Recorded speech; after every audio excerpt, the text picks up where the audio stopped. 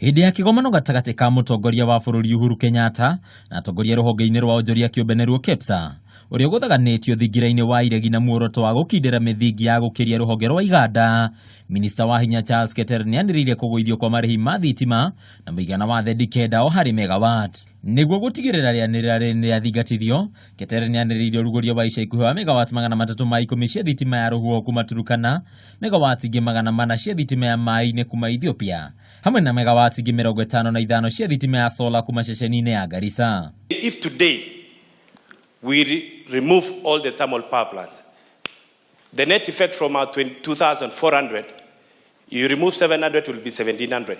Right now, as I talk, the demand is 1,800 megawatts.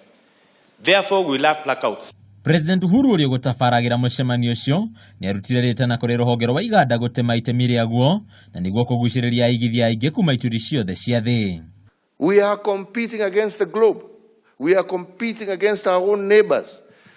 Everybody is looking to set up their manufacturing facilities and say, come to my country, I will offer you this, I will offer you the other, I will offer you the other. Mwena-inĩ wake minista wa iganda Aden Mohamed nĩanĩrĩire itemi-inĩ rĩa kũnyorotha mũrutĩre wa wĩra wa iganda, thirikari nĩ gũkorwo ĩkĩrekereria mũigana wa ciringi birioni 2.8 cia kũrĩha thĩ ya mũtu gũkinyĩria mweri tũrorete wa ĩtandatũ.